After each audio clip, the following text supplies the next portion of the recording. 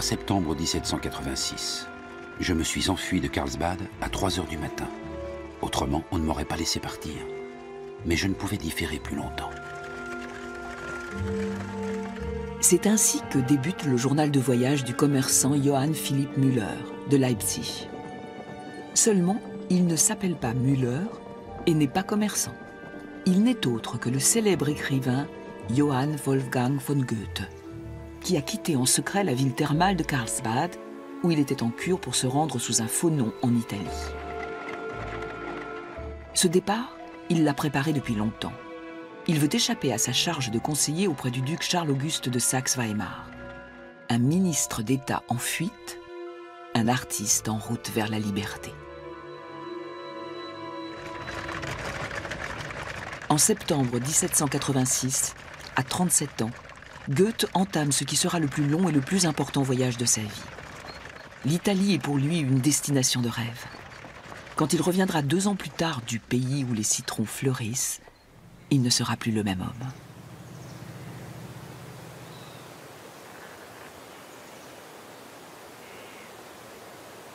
Il franchit le col du Brenner, une véritable expédition en diligence, longe le lac de Garde et traverse Vérone, Vicence et Padoue. Au bout de 3 semaines, il arrive à Venise, le premier temps fort de son périple.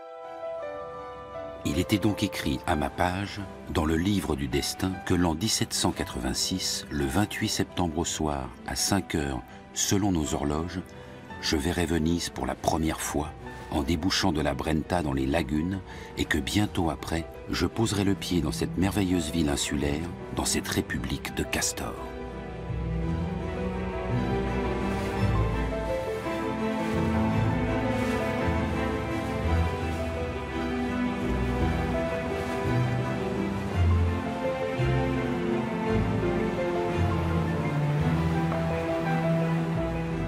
L'Italie fascine Goethe depuis l'enfance. 50 ans plus tôt, son père a parcouru le pays et ses récits captivent le jeune poète. Il est vivement impressionné par les gravures de Rome et de Venise qui ornent les murs de la maison familiale de Francfort. Avec sa sœur, il prend très tôt des cours d'italien. Et maintenant, il va enfin pouvoir parler cette langue qu'il aime tant.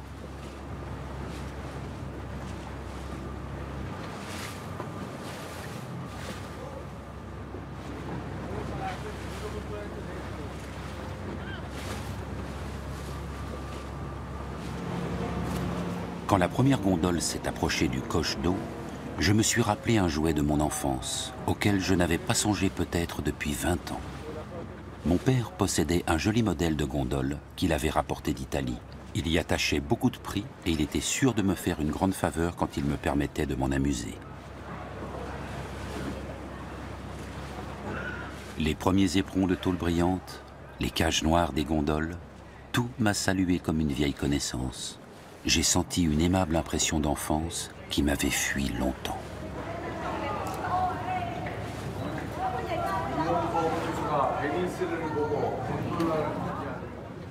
Je suis bien logé à la Reine d'Angleterre, non loin de la place Saint-Marc, et c'est le plus grand avantage de ce logement. Mes fenêtres donnent sur un étroit canal entre de hautes maisons. Sous mes yeux, je vois un pont d'une seule arche, et vis-à-vis, une étroite et vivante ruelle. Voilà mon établissement, et c'est ainsi que je passerai quelque temps jusqu'à ce que je me sois rassasié de l'aspect de cette ville.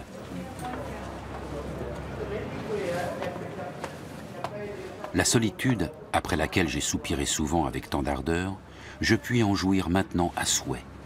Car nulle part on ne se sent plus seul que dans la foule à travers laquelle on se glisse, absolument inconnu de chacun.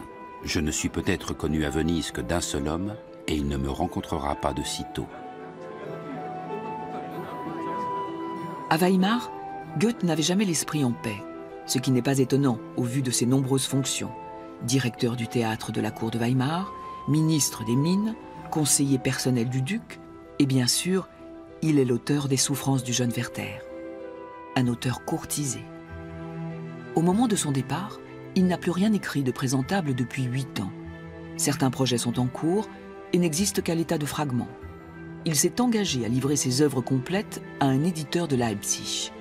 Il est donc sous pression pour rédiger les 8 volumes promis et doit notamment achever des pièces de théâtre comme Le Tasse, Faust, Egmont et Iphigénie.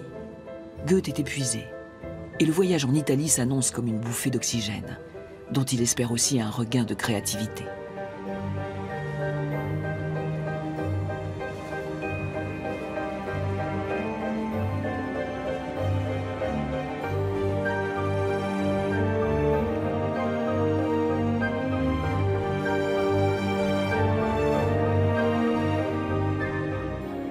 Aujourd'hui, pour me faire une idée plus complète de Venise, je m'en suis procuré le plan.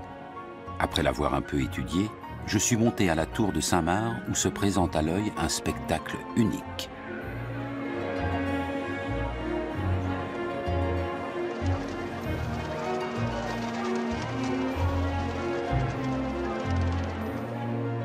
La Sérénissime lui procure la matière de nouvelles réflexions sur l'art, les hommes et la nature. C'est aussi une source d'expérience totalement inédite. Il était midi et le soleil brillait si vivement que j'ai pu reconnaître sans lunettes d'approche les objets voisins ou éloignés.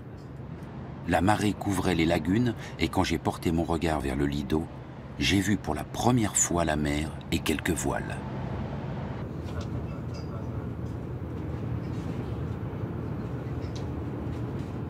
Le Grand Canal, qui serpente à travers, ne le cède à aucune rue du monde. On ne peut rien mettre en parallèle avec l'espace qui s'étend devant la place Saint-Marc. Je veux parler de ce grand miroir liquide qui est enveloppé de ce côté en forme de croissant par la véritable Venise. Sur cette nappe d'eau, on voit à gauche l'île de San Giorgio Maggiore.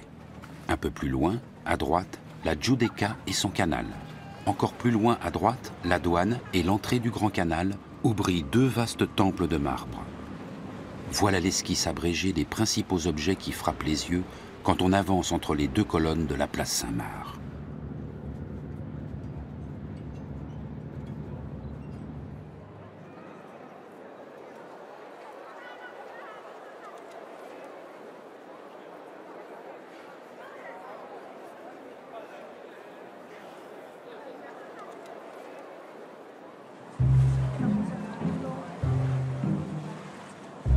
Comme je voguais un jour à travers les lagunes en plein soleil et que j'observais sur leurs bancs les gondoliers aux vêtements bigarrés, ramant et passant d'une course légère et se dessinant dans l'air bleu sur la plaine vert clair, j'avais la plus vive et la plus fidèle image de l'école vénitienne.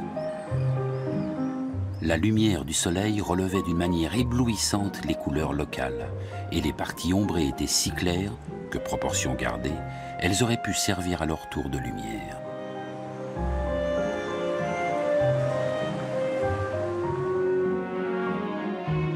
Ce jeu de lumière et de couleurs, Goethe le connaît par les tableaux des maîtres vénitiens qui prennent désormais vie sous ses yeux.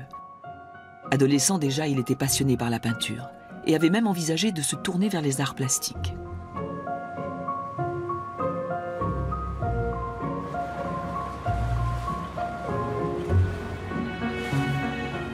Si les champs des gondoliers sont aujourd'hui une attraction touristique, ils étaient déjà célèbres du temps de Goethe.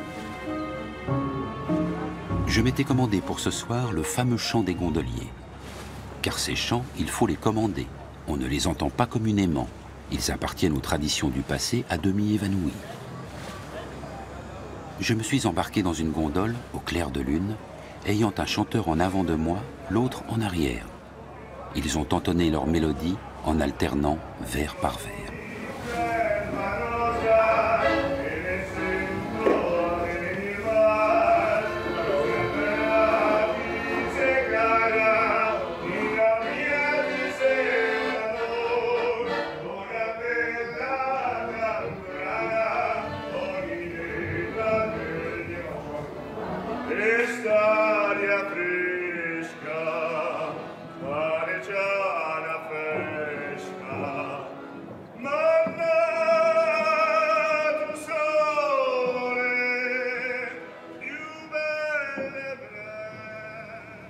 Goethe a emporté dans ses bagages le Volkmann, la référence des guides allemands sur l'Italie au XVIIIe siècle.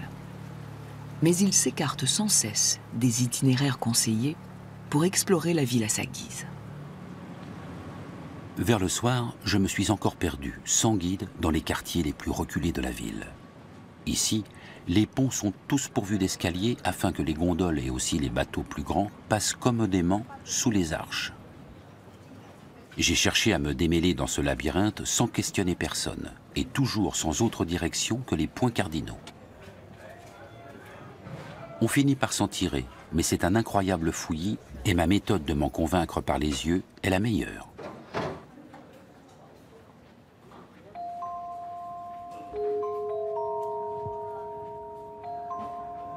On ne se figure pas l'étroitesse et l'entassement de l'ensemble à moins de l'avoir vu. D'ordinaire, on peut mesurer entièrement, ou à peu près, la largeur des rues en étendant les bras. Dans les plus étroites, on touche déjà les côtés avec les coudes si l'on s'appuie les mains sur les hanches.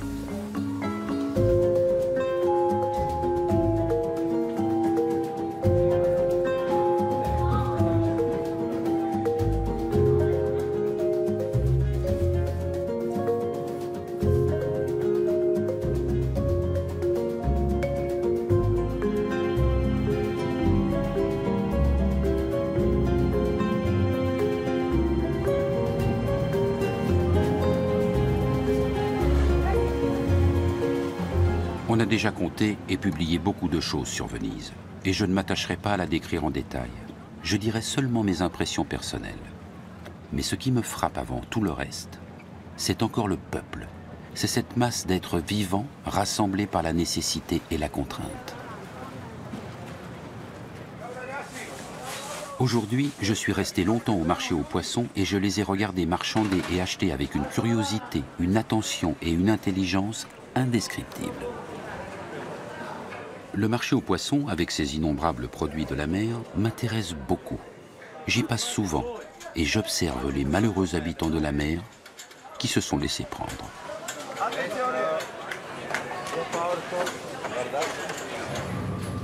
Si l'on tenait seulement la ville plus propre, ce qui est aussi nécessaire que facile. Il est défendu, il est vrai, sous des peines sévères, de rien verser dans les canaux ni d'y jeter les balayures. Mais il n'est pas interdit, à une averse subite, de remuer tous les immondices poussés dans les coins, de les entraîner dans les canaux et, ce qui est pire encore, dans les égouts réservés à l'écoulement de l'eau.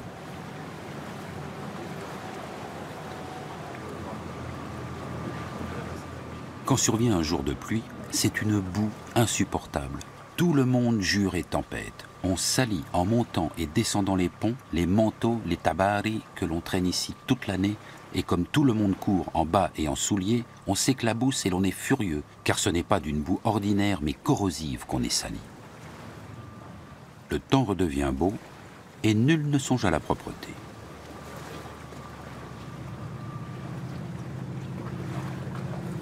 Goethe veut rester incognito le plus longtemps possible, par crainte d'être rappelé à la cour de Weimar. Avant de reprendre la route, il profite donc de son séjour à Venise pour se mettre à la mode locale. À l'époque, tout élégant qui se respecte porte un tabaro, une cape typiquement vénitienne.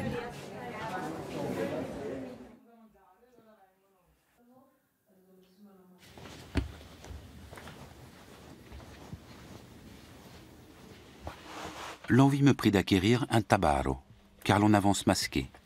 Mais l'argent me faisait défaut, et ne suis-je pas déjà assez masqué comme cela ?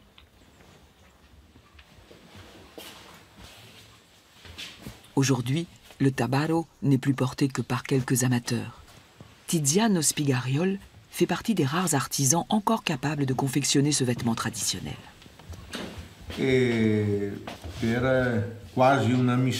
Je considère presque comme une mission de renouveler et de faire redécouvrir cette vieille tradition de notre région.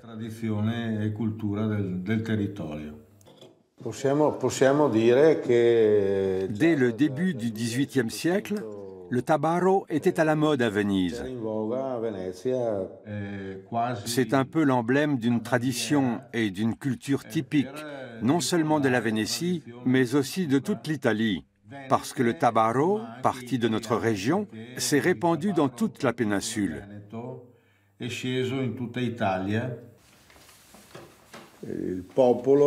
Les gens du peuple, les paysans portaient un tabaro court et étriqué, tandis que celui des beaux messieurs était ample et long.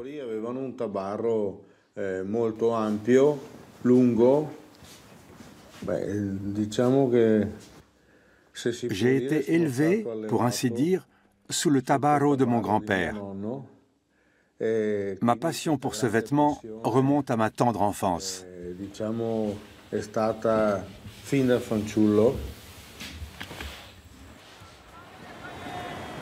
Je suis depuis bien peu de temps à Venise et je me suis suffisamment identifié avec la vie vénitienne et si l'idée que j'en emporte est incomplète, je sais qu'elle est parfaitement claire et fidèle. Je quitte Venise volontiers, car pour y demeurer avec plaisir et profit, je devrais faire d'autres courses qui sont hors de mon plan. Cependant, j'ai tout ce qu'il me faut. J'emporte avec moi l'image unique de cette ville si étrange et si riche.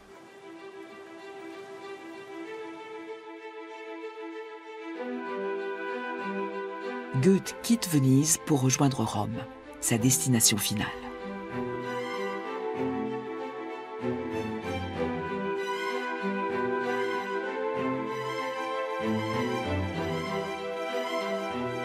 J'ai franchi au vol, pour ainsi dire, les Alpes du Tyrol. J'ai bien vu Vérone, Vicence, Padoue, Venise, j'ai vu en courant Ferrare, Cento, Bologne, j'ai à peine entrevu Florence. Tel était mon désir d'arriver à Rome. Il augmentait si fort à chaque moment que je ne pouvais plus m'arrêter. Après un voyage éprouvant de 65 jours en diligence, Goethe arrive à Rome le 29 octobre 1786. Maintenant que la cour de Weimar lui paraît suffisamment loin, il peut révéler à ses proches le but de son périple. Comme tous les voyageurs venant du nord, il entre dans la ville éternelle par la porte la plus septentrionale, la Porta del Popolo. Enfin, je puis parler et saluer mes amis d'un cœur joyeux. Qu'ils me pardonnent ce mystère et le voyage en quelque sorte souterrain que j'ai fait jusqu'ici. À peine osais-je me dire à moi-même où j'allais. Même au chemin, je craignais encore, et c'est seulement sous la Porta del Popolo que j'ai été certain de tenir la ville de Rome. Oui, je suis enfin arrivé dans cette capitale du monde.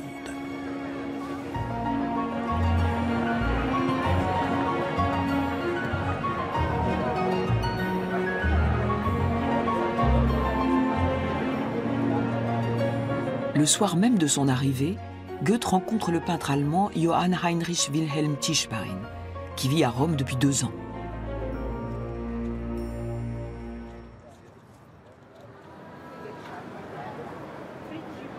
Je suis installé chez Tischbein et je me repose enfin de toutes ces auberges et de cette vie de voyageur. L'ancien appartement de Goethe se situe au premier étage du numéro 18 de la Via del Corso. On y trouve aujourd'hui la Casa di Goethe, le seul musée allemand à l'étranger, dirigé par Maria Gazzetti.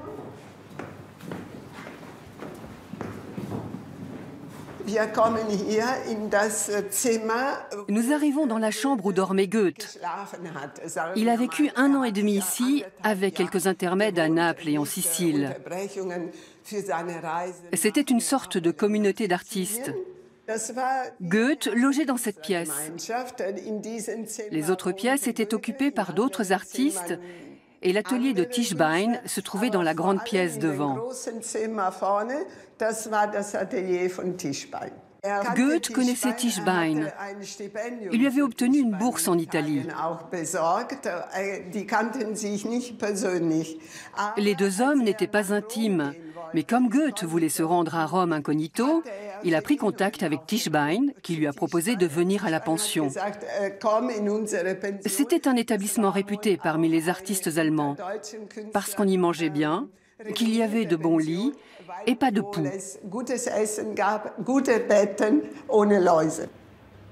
Tischbein me peint en ce moment même. Je le laisse faire, car il est inutile de conseiller un tel artiste.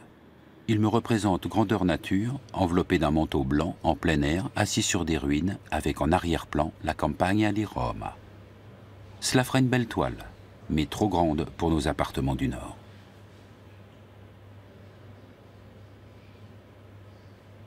Quelques dessins de Tischbein témoignent de la vie libre et légère que mène la communauté des artistes allemands. Goethe y apparaît en pensionnaire insouciant et dégagé de toute contrainte.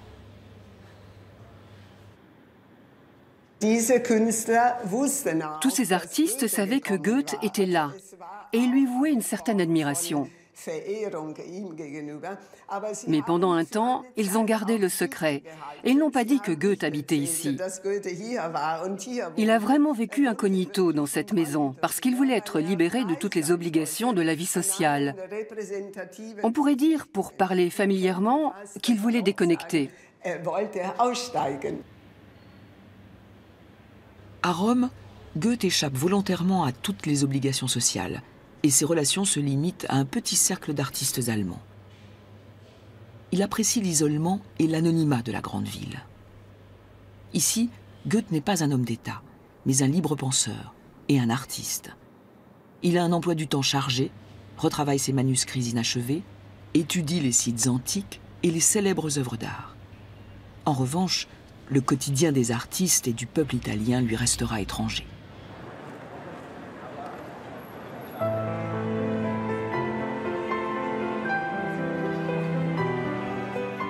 Je me remets ici peu à peu et j'étudie plus que je jouis. Rome est un monde et il faut des années rien que pour s'y reconnaître. Nous parcourons souvent la ville. Je me familiarise avec les plans de la Rome ancienne et de la Rome moderne. J'observe les ruines, les édifices, je visite une villa puis une autre. Je ne m'occupe que fort lentement des plus grandes merveilles. Je me contente d'ouvrir les yeux. Je regarde, je vais et je viens, car c'est à Rome seulement qu'on peut se préparer à étudier Rome.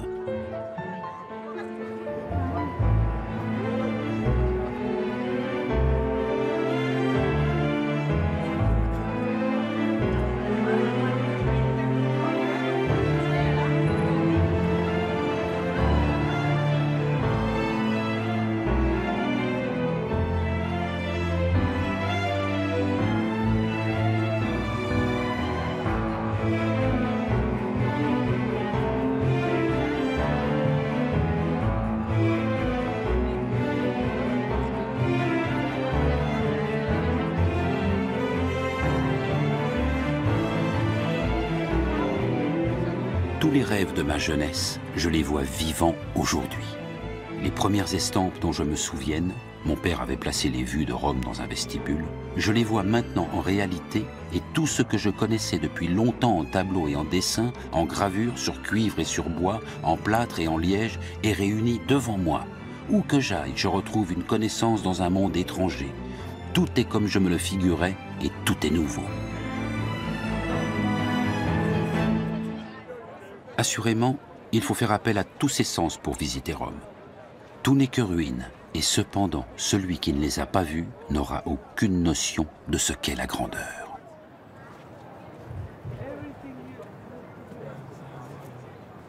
Mais avouons que c'est un pénible et triste travail de déterrer la Rome antique de dessous la moderne, et pourtant, il faut le faire, dans l'espoir d'une satisfaction inestimable. On trouve les vestiges d'une magnificence et d'une destruction qui vont l'une et l'autre au-delà de notre imagination. Ce que les barbares ont laissé debout, les architectes de la Rome moderne l'ont dévasté. Goethe explore Rome avec Tischbein, son fidèle ami, qui l'accompagne dans toutes ses escapades.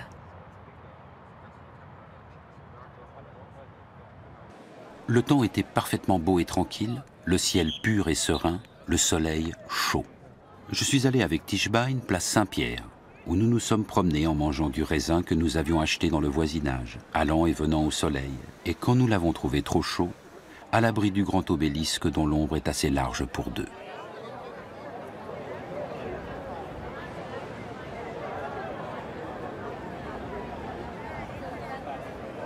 Enfin, nous sommes montés sur le toit de l'église où l'on trouve en petit l'image d'une ville bien bâtie. Des maisons et des magasins, des fontaines, des églises et un grand temple, le tout en l'air et entremêlé de belles promenades.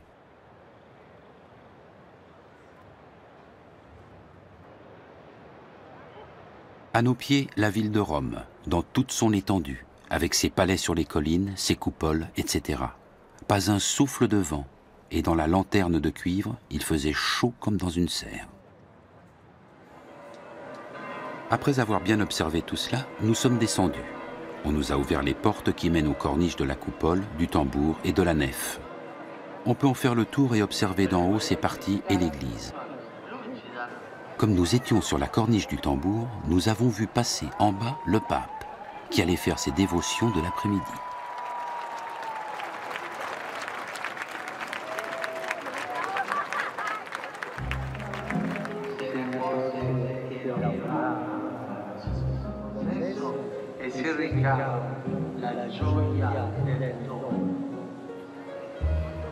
Il faut savoir qu'à l'époque, Goethe n'est pas en odeur de sainteté au Vatican. Le suicide de son jeune Werther n'était pas au goût des censeurs du Saint-Siège, qui ont fait retirer le livre de la vente. Raison de plus pour Goethe de garder le plus longtemps possible le secret de sa venue dans la ville éternelle.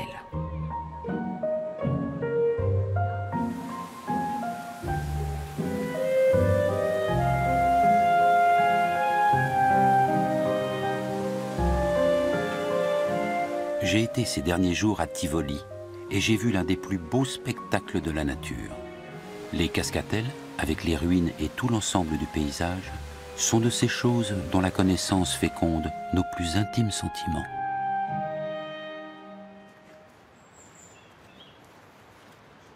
Kerstin Schomburg est une artiste allemande pensionnaire à la Casa di Goethe.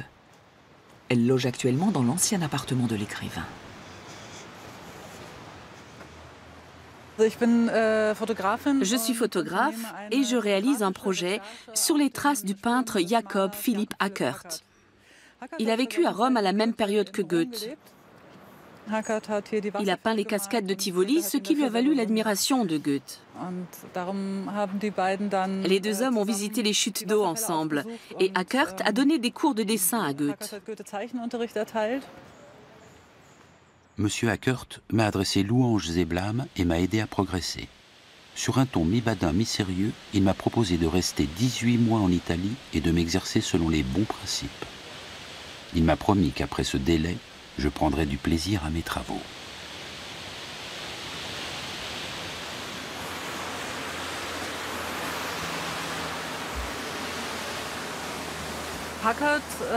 Hackert avait une manière bien particulière de peindre. Par exemple, il y a toujours des chemins ou des cours d'eau dans ses tableaux, ce qui fait qu'on peut passer en quelque sorte d'une toile à l'autre. Et c'était précisément son idée. J'aime beaucoup ces tableaux. Ça m'inspire.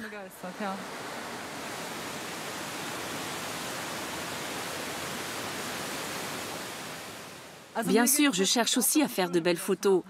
Je ne veux pas faire de clichés documentaires, reproduire une image parfaitement fidèle de la réalité. Ce qui m'intéresse avant tout, c'est de comprendre un lieu pour le photographier ensuite.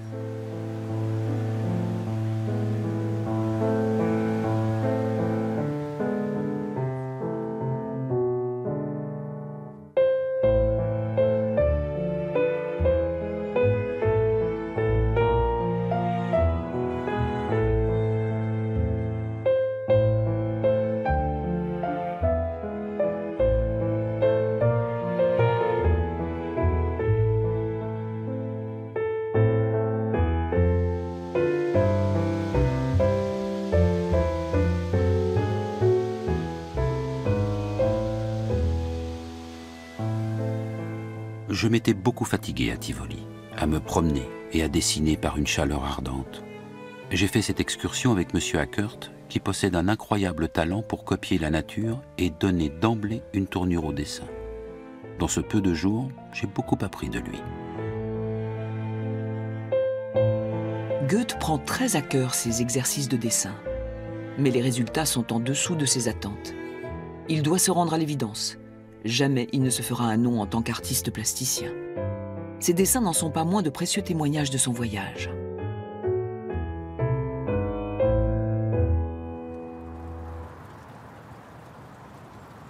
Je suis ici depuis 7 jours et je me fais peu à peu une idée générale de la ville. Ici, ma vie se passe dans un calme, une sérénité que je n'avais pas sentie depuis longtemps. Mon application à voir et à enregistrer les choses comme elles sont, ma constance à me laisser instruire par mes yeux, mon éloignement absolu de toute prétention me servent de nouveau à merveille et me font goûter en silence une grande félicité. Tous les jours, un nouvel objet digne de remarque. Tous les jours, des images vives, grandes, singulières, et un ensemble auquel on pense et l'on rêve longtemps, sans que jamais l'imagination puisse l'atteindre. La cour de Weimar et ses obligations sont loin. Goethe prend le temps de se consacrer aux choses essentielles de la vie. Les femmes me donnent beaucoup d'agréments. Je trouve ici nombre de jolies créatures. Les brunes, notamment, présentent à mes yeux un intérêt particulier. Il y a aussi les blondes, mais elles me mettent mal à l'aise.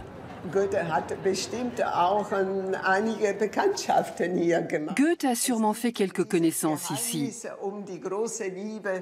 Il y a le mystère qui entoure le grand amour entre l'écrivain et Faustina, une Romaine dont l'identité demeure inconnue. Mais on sait qu'ils se sont aimés. Tischbein fait un jeu de mots. Faustina n'étant pas venue ce soir-là, il écrit cette formule comique. Das verfluchte zweite Küssen, ce maudit deuxième baiser. Il joue sur les mots Kissen, oreiller, et Küssen, baiser. On n'a pas vraiment trouvé l'identité de cette femme. Leur liaison a toujours été tenue secrète. Beaucoup de gens pensent par ailleurs que Goethe a eu une relation avec Charlotte von Stein.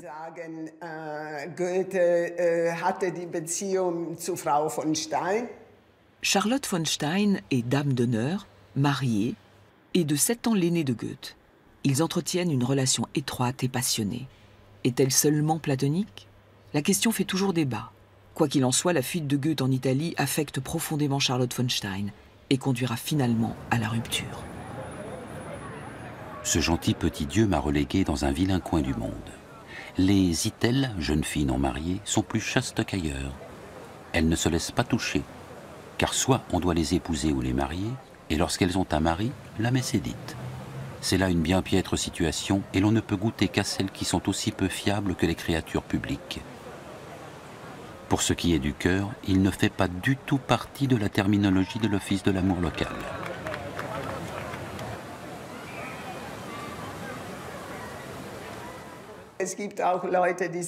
Certaines personnes pensent que Goethe a eu sa première relation sexuelle à Rome. Ce n'est qu'une hypothèse. Goethe a beau être l'écrivain le plus étudié, il n'en a pas moins 2 facettes et garde de nombreux secrets. Il a toujours montré ce qu'il voulait bien montrer de lui.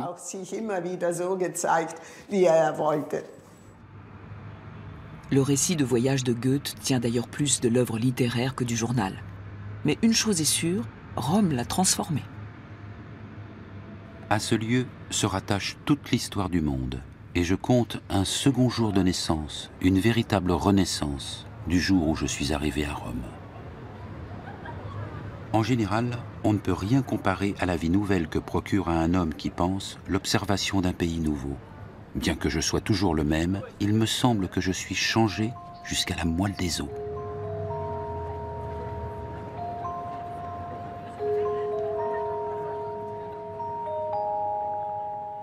Goethe reste 4 mois à Rome. Puis l'envie de voyager le reprend. Avec Tischbein, il veut découvrir le sud du pays et met le cap sur le royaume de Naples. À Rome, Goethe s'est principalement intéressé à l'art, à l'architecture et à la littérature. Mais sa soif de connaissance ne se limite pas à la culture. C'est aussi un naturaliste passionné.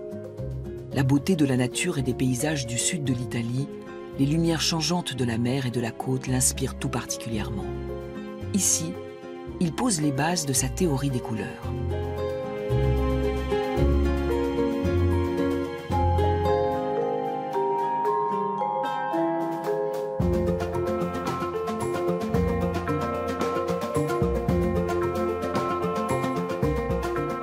Le trajet dure 4 jours.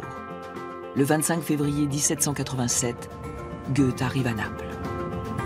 Nous avons toujours à main gauche le Vésuve, jetant une épaisse fumée. Je me félicitais en moi-même de voir enfin de mes yeux cet objet remarquable.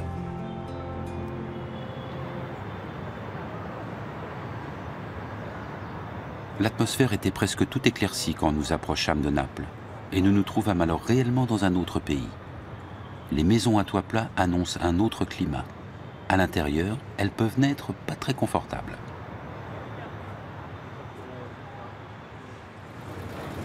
Nous sommes partis dans 2 calèches, ne nous sentant pas en état de nous démêler au milieu du tumulte de la ville si nous conduisions nous-mêmes les chevaux.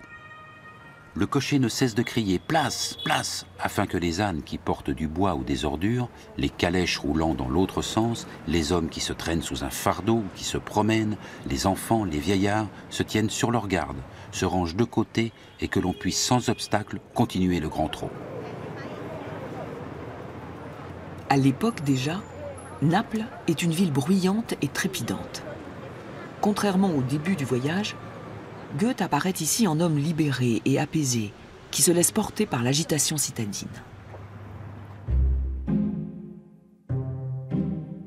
C'est une chose bien remarquable et bien salutaire de cheminer à travers cette foule sans nombre et sans repos.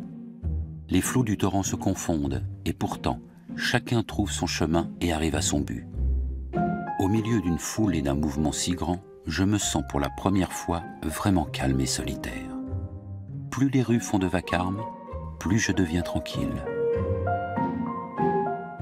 J'excuse tous ceux que la vue de Naples met hors de sens. Et comme on dit que celui auquel un fantôme est apparu ne peut plus jamais être gai, on aurait dit de lui, au contraire, qu'il ne pouvait jamais être tout à fait malheureux parce que sa pensée le ramenait toujours à Naples. Pour moi, je suis maintenant tout à fait calme selon mon humeur et il faut des choses extraordinaires pour me faire ouvrir de grands yeux. Naples compte alors parmi les plus grandes villes d'Europe. C'est une métropole bouillonnante de plus de 300 000 habitants, bien différente de Rome, que Goethe qualifie de couvent surfait. Le mode de vie léger et méditerranéen des Napolitains lui est alors étranger. Il est aux antipodes de la froideur et de la réserve de Weimar.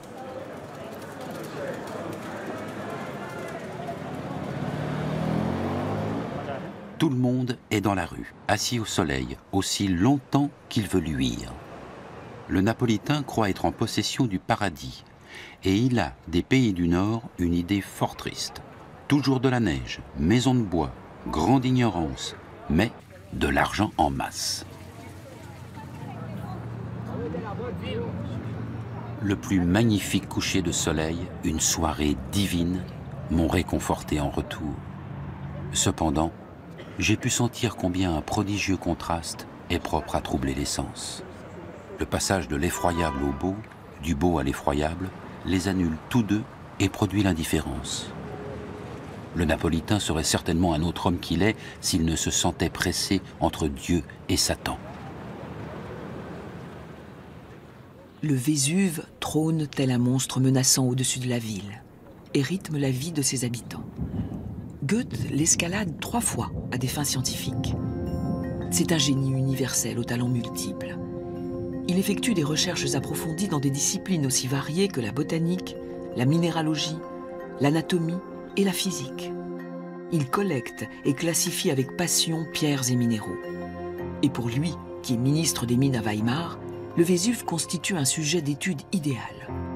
D'ailleurs, le volcan est déjà une attraction touristique à l'époque.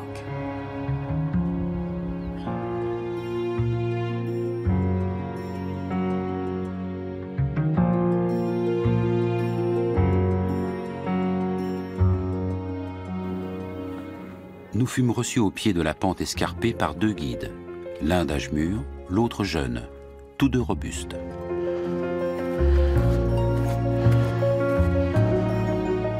Le premier me traîna, le second traîna Tischbein en haut de la montagne. Je dis qu'il nous traînait. En effet, le guide se passe autour de la ceinture une courroie que le voyageur saisit et, tiré en amont, il gravit la pente avec bien plus de facilité en s'aidant d'un bâton. Un regard jeté au couchant sur la contrée fit bientôt, comme un bain salutaire, disparaître toute la peine et la fatigue. Et nous fîmes le tour du cône, toujours fumant et vomissant de la cendre et des pierres.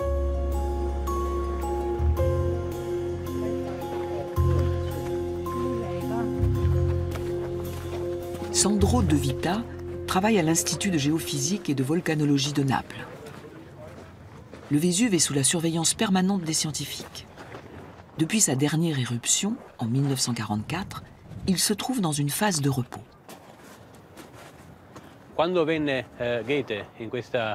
Quand Goethe est venu voir le volcan, le Vésuve était en activité constante. Il produisait sans arrêt des coulées de lave, des fontaines de lave, des éruptions extrêmement spectaculaires. C'est l'un des aspects qui incitait de nombreux savants de toute l'Europe à visiter le Vésuve pendant leur grand tour, qui était un peu l'équivalent du tourisme à l'époque. Goethe y est monté avec quelques amis napolitains pour contempler ce spectacle de près. Aujourd'hui, la situation est différente. La cheminée est obstruée et l'énergie du magma s'accumule dans les profondeurs. Ce que nous craignons, c'est qu'il se remette en activité avec une éruption particulièrement violente. Nous étions au bord de la gueule énorme, dont la fumée était écartée de nous par un vent léger, mais en même temps nous voilait l'intérieur du gouffre qui fumait alentour par mille fissures. Pendant un intervalle, la vapeur laisse apercevoir çà et là des parois de roches crevassées. Soudain, le tonnerre retentit. L'effroyable décharge part devant nous. Des pierres, grandes et petites, lancées dans l'air par milliers, enveloppées de nuages de cendres. Nous baissons la tête involontairement, comme si cela nous eût sauvés des masses tombantes. Déjà, les pierres craquetaient, et sans réfléchir que nous avions de nouveau un intervalle devant nous, joyeux d'avoir affronté le danger, nous arrivâmes au pied du cône avec la cendre pleuvant encore. Nos chapeaux et nos épaules en étaient suffisamment poudrés.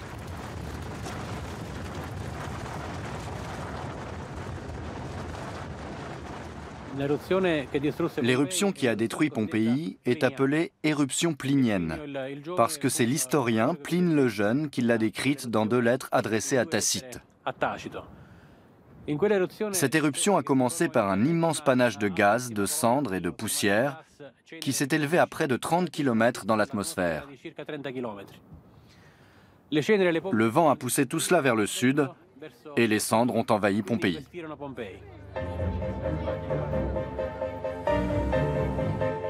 Dimanche, nous allâmes à Pompéi. Si l'on considère la distance où se trouve cette ville du Vésuve, on jugera que la masse volcanique dont elle est couverte ne peut avoir été lancée jusque-là par la force explosive ou par un coup de vent. On doit plutôt se figurer que ces pierres et cette cendre ont flotté quelque temps dans l'air comme des nuages et se sont enfin abattus sur cette malheureuse cité.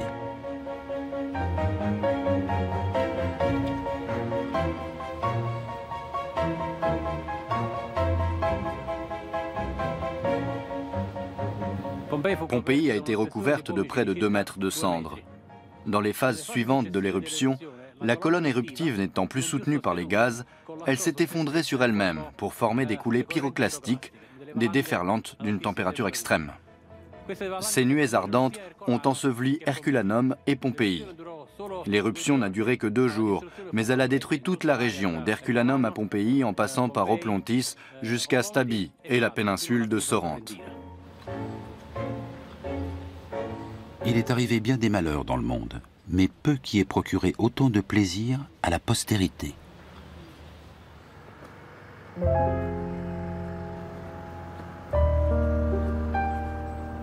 La porte de la ville est remarquable avec les tombeaux qui y touchent.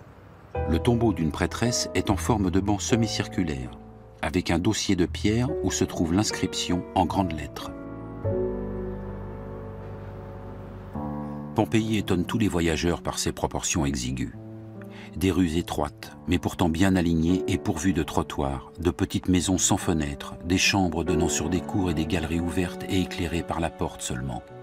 Même les ouvrages publics, le banc à l'entrée de la ville, le temple et une villa dans le voisinage, semblent plutôt des modèles et des armoires de poupées que des édifices. Mais ces chambres, ces galeries et ces corridors sont ornés de riantes peintures. Les murs, tout unis, ont au milieu un tableau détaillé, aujourd'hui le plus souvent endommagé. Les extrémités et les angles sont décorés de légères et gracieuses arabesques, d'où se dégagent aussi de mignonnes figures d'enfants et de nymphes. Tandis qu'à une autre place, on voit sortir de riches guirlandes fleuries d'animaux apprivoisés et sauvages.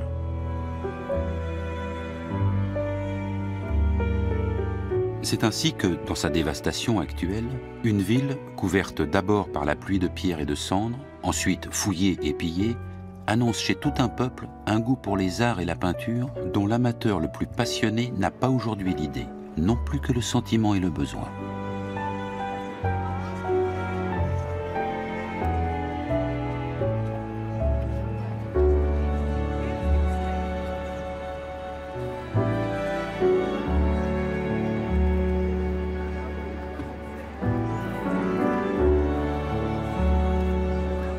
On aura beau dire, raconter et peindre, ceci est au-dessus de tout. Les rivages, la baie, le golfe, le Vésuve, la ville, les faubourgs, les châteaux, les promenades.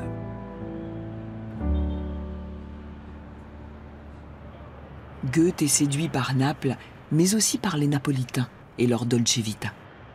Il ne tombe pas dans le cliché du méridional paresseux, déjà répandu à l'époque, mais décrit le quotidien des gens simples avec un regard d'ethnographe.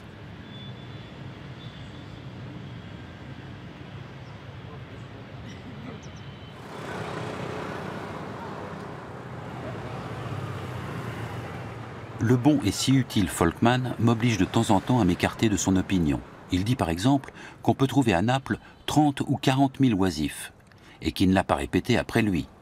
Je donnais donc au peuple une attention particulière. Tous les hommes que je voyais ça et là, arrêtés ou au repos, étaient des gens dont le métier le voulait ainsi, dans ce moment.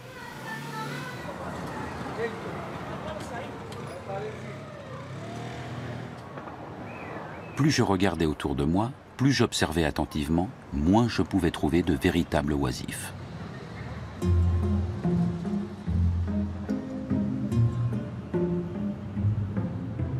Je m'écarterais trop de mon chemin si je voulais parler ici de tous les petits commerces.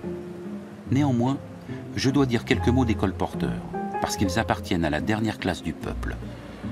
Quelques-uns circulent avec un tonnelet d'eau à la glace et des citrons, afin de pouvoir en un instant faire partout de la limonade, boisson dont les plus pauvres même ne peuvent se passer.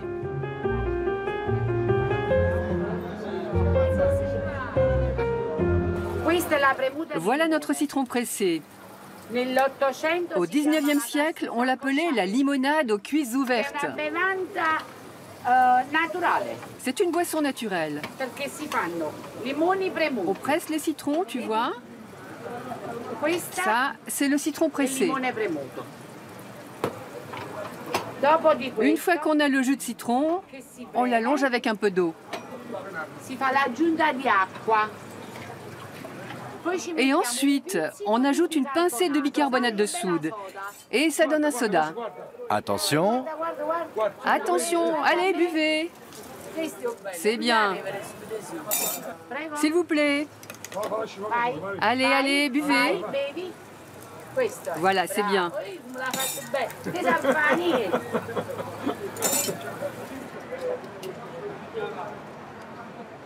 Cette buvette date de 1839. Elle n'a pas loin de 2 siècles. Je l'ai reprise à la suite de ma mère. Il y a 50 ans, c'est ma mère qui la tenait. Si à Rome on étudie volontiers, ici on ne peut que vivre. On oublie et le monde et soi-même. Et c'est pour moi une singulière sensation de ne vivre qu'avec des hommes occupés à jouir. Naples est un paradis. Chacun vit dans une sorte d'ivresse et d'oubli de soi-même. C'est aussi ce que j'éprouve. Je me reconnais à peine. Et il me semble que je suis un autre homme. Je me disais hier, ou bien tu as été fou jusqu'à ce jour, ou bien tu l'es maintenant. Naples ne sera pas la dernière étape du voyage de Goethe en Italie. Il visite la Sicile et séjourne encore près d'1 an à Rome. Lorsqu'il rentre à Weimar après 2 ans d'absence, le duc Charles-Auguste le libère de presque toutes les affaires d'État et augmente même ses appointements. Il peut maintenant livrer les œuvres complètes qu'il a promises à son éditeur. Mais sa relation avec Charlotte von Stein en pâtira. Quelques semaines seulement après son retour, il tombe amoureux de la jeune Christiane Vulpius.